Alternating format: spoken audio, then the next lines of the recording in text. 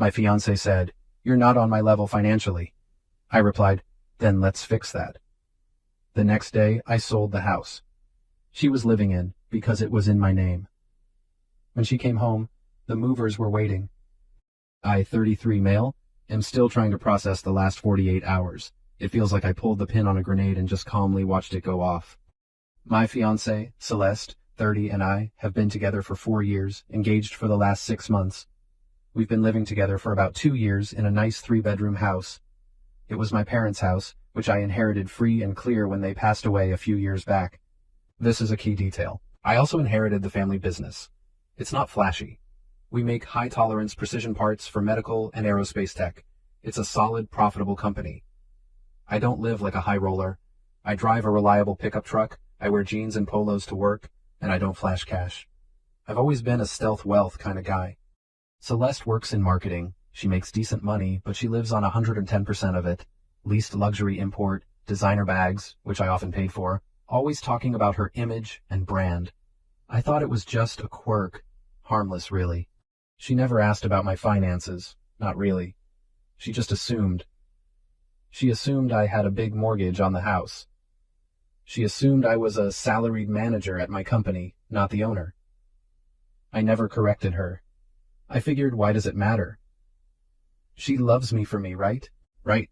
The fight started on Wednesday. We were talking wedding budgets. She and her mother, Brenda, 58, had a binder. The binder was thick. The binder was terrifying.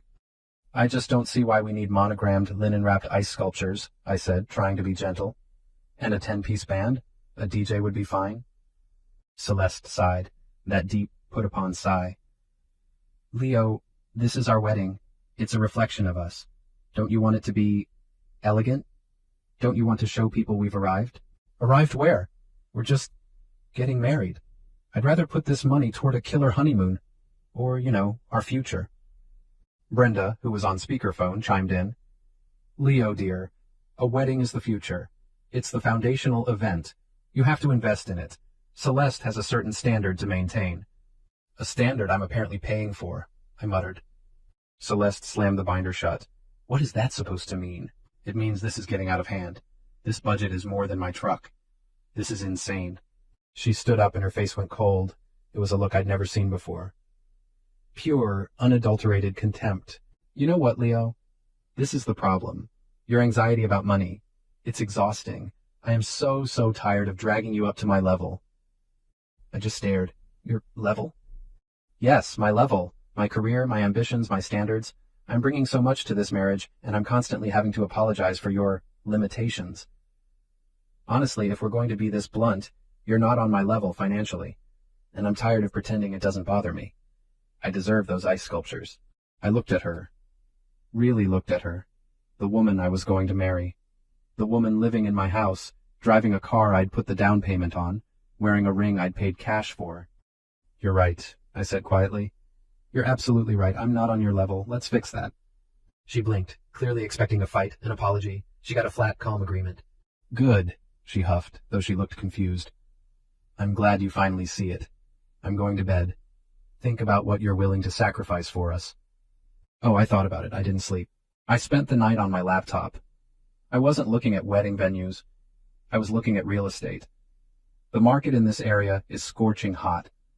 Houses are selling in hours, not days. Especially a paid-off house in a good neighborhood. At 7 a.m. on Thursday, I called a realtor I know through a business associate, a real shark. "I need to sell my house," I said, "today." "You mean list it today?" "I mean sell it today. I want a cash offer, quick close, as is. I'll take a 10% hit for the convenience. I just want it done." He must have smelled the urgency and the commission. He made some calls. By 10 a.m., I had a cash offer from a property investment group. It was $50K less than market, but it was done. They wired the deposit. We'd sign the final papers digitally by end of day. Closing date? Tomorrow. Friday. They wanted possession immediately. "Then let's fix that," I muttered to myself. Next, I called a moving company. "I need an emergency pack and move. Today. Just my personal effects. Office, my clothes, my tools. Everything else can stay for now." I spent all day Thursday while Celeste was at work, directing movers. I packed my clothes, my books, my computer, the photos of my parents. I'm writing this from a corporate apartment I keep for business purposes. It's clean. It's empty. It's all mine. Then I made one more call to a different moving and storage company. I scheduled them for Friday at 5:30 p.m., right when Celeste gets home from work. I gave them the address. I told them the house had been sold and the new owners wanted it cleared. The remaining occupant needs to be out, I said. Her belongings are to be packed and moved to a storage unit. Here is my credit card. Pay for 3 months in advance. Her name is Celeste. I texted her one thing this morning, Friday. We need to talk when you get home tonight. It's important. She replied, finally ready to discuss the wedding budget properly? Good. It's 5:15 p.m. The movers should be arriving at the house any minute. She'll be there in 10. I've already signed the final sale documents. The money is in my account.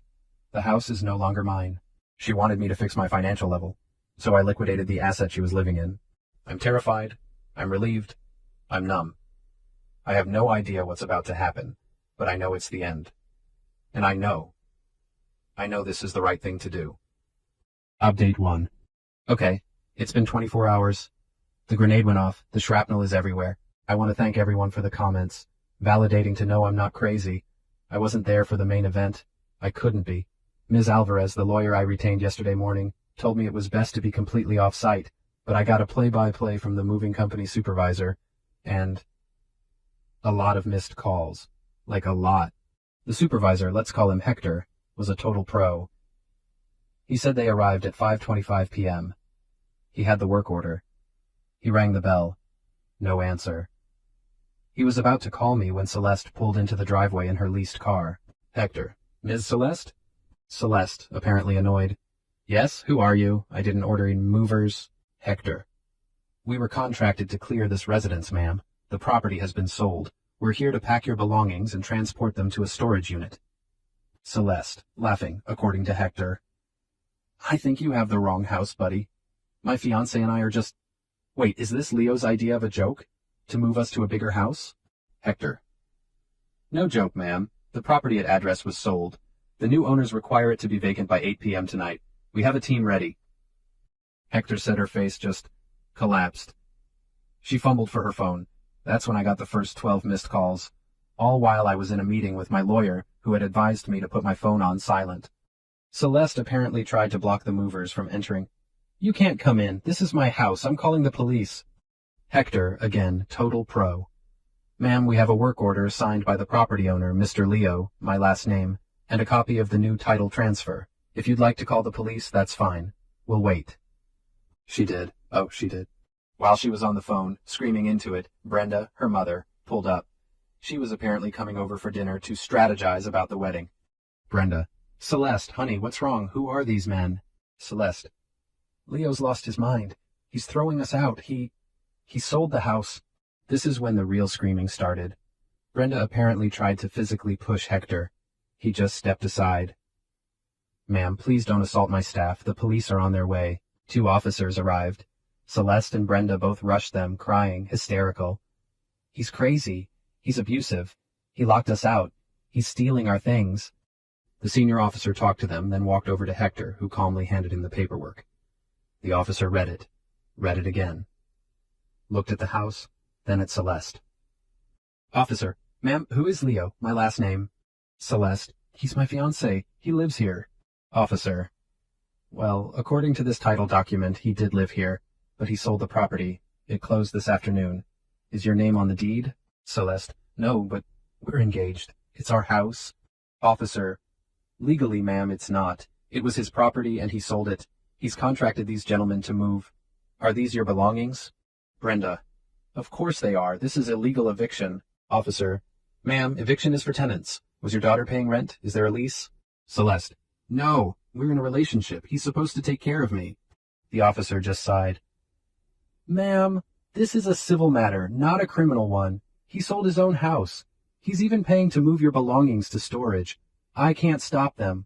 This, Hector said, is when Celeste went nuclear. She ran inside and tried to lock the door, but the movers were already in the foyer. She apparently grabbed a hideous vase Brenda had given us, thank God, and threatened to smash it.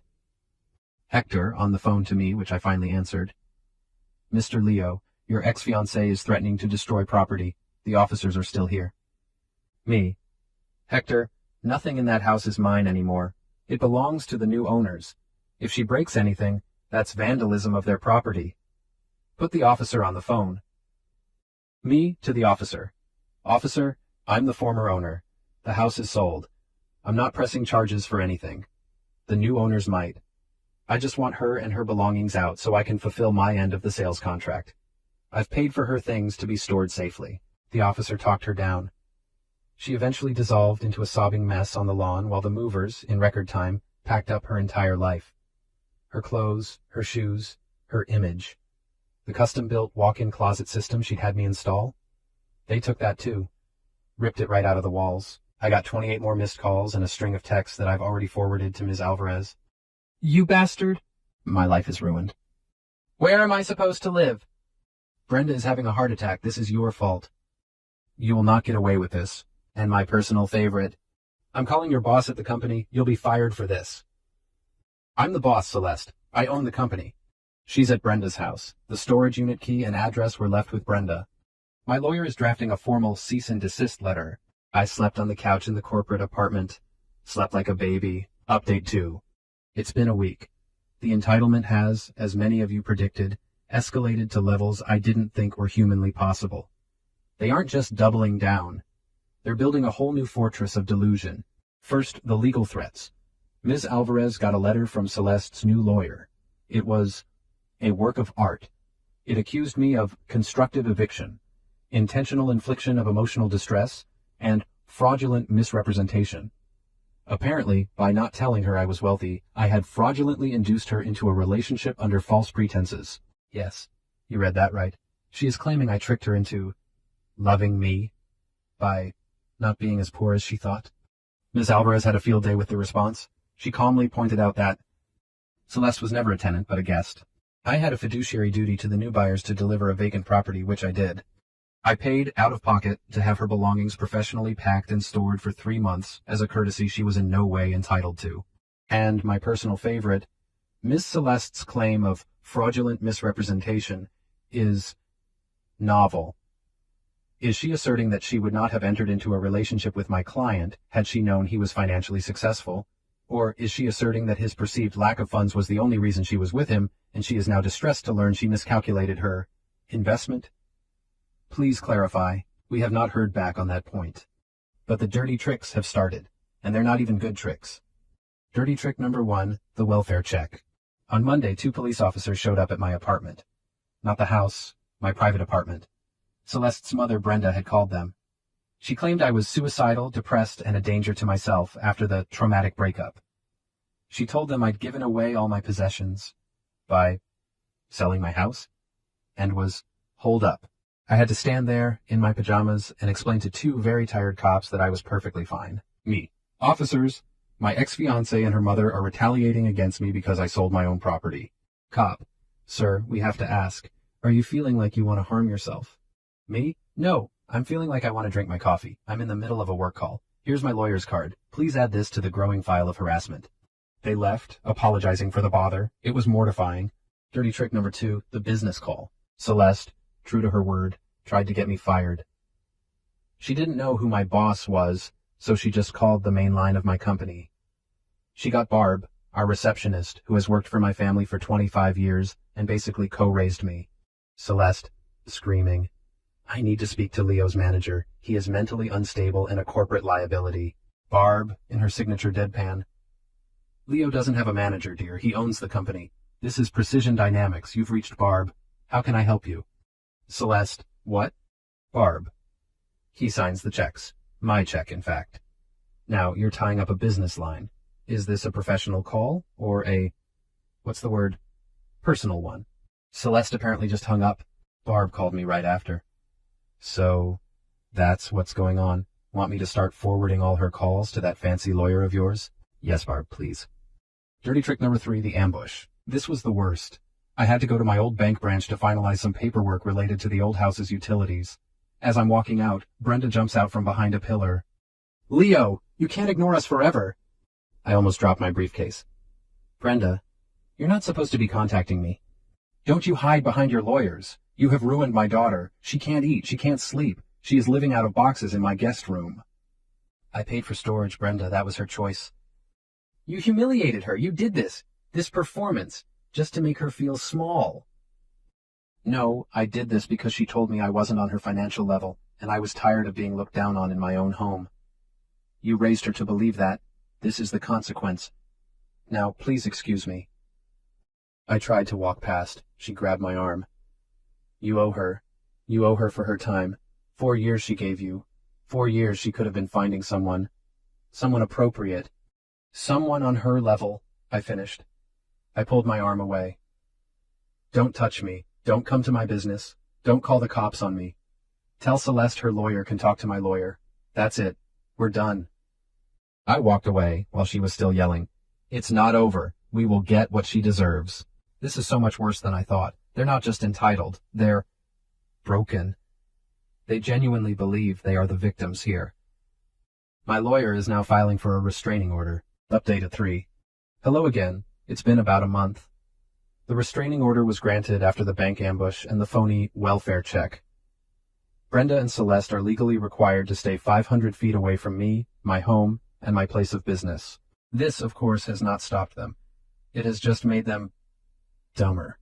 The main event of this update isn't a dirty trick. It's the pivot. After a month of her lawyer getting absolutely nowhere, because again she has no case, Celeste apparently decided a new strategy was in order. The restraining order means she can't contact me, but it doesn't mean her friends can't. I got a text from a number I didn't recognize. Leo, it's Madison, Celeste's maid of honor. Listen, I know you're mad, but Celeste is a wreck. She misses you. She told me what she said and she knows it was stupid. She was just stressed. Can't you just talk to her? I sent it to Ms. Alvarez. She advised me to ignore it, a clear attempt to bypass the court order. Then, 2 days later, I get a call from Mark, my supposed best friend, who was supposed to be my best man. Mark. Hey, Leo. Man, this is a whole mess. Me. Mark, good to hear from you. Been quiet. Mark. Yeah, well, listen, I had dinner with Celeste. My blood went cold. You, what? Mark. Just hear me out. She reached out. She's devastated. She told me everything about your company, the inheritance. Leo, why didn't you tell me? Me. It's my business, Mark. It's not who I am, or I thought it wasn't. Mark. Well, that's the thing. Celeste gets it now. She sees the full picture. She was just acting out because she was insecure about her finances, trying to, fake it till you make it. She loves you, dude. She's just ambitious. You should admire that. Me. She told me I wasn't on her level, Mark. She and her mother humiliated me. They harassed me. They called the cops on me. Mark. They were panicking. You pulled the rug out. What did you expect? Look, she's willing to go to counseling. She'll do whatever it takes. She just wants her life back. Your life. I couldn't believe what I was hearing. He'd been completely turned. Me. Mark, did she or Brenda offer you something? Mark. What? No, dude, that's low. Me. Is it? Brenda cornered me at my bank. Celeste tried to get me fired. They're not panicking. They're manipulative. And now you're their puppet. Tell Celeste. No, don't tell her anything. I'm disappointed in you, Mark. I hung up. But the grand finale, the revenge part you've all been waiting for, wasn't something I did. It was something Ms. Alvarez did. It was pure, beautiful, legal consequences. Celeste's lawyer, in a desperate final attempt, filed a motion for temporary spousal support and demanded I pay her $75,000 for her emotional and financial investment in the relationship, plus her legal fees. We went to a preliminary hearing.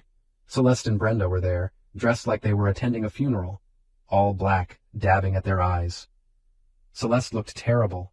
Brenda just looked furious. Her lawyer made his case. Your Honor, Ms. Celeste gave 4 years of her life to this man. She performed wifely duties. She invested in their shared home, believing it was their future. He then, with malice and forethought, rendered her homeless and destitute, all because of a simple heat-of-the-moment argument. The judge looked bored. Wifely duties? Were they married? They were engaged, Your Honor. The wedding was planned. So no, they were not married. And the home? Was her name on the deed? No, Your Honor. Was there a lease? Did she pay rent? No, Your Honor. So she lived there for free for 2 years. And her investment? She decorated, Your Honor. She oversaw the installation of a custom closet. Ms. Alvarez stood up. Your Honor, my client paid for that closet. On his credit card. We have the receipt. The investment Ms. Celeste made was living, rent-free, in my client's home. Her claim to destitution is also misleading.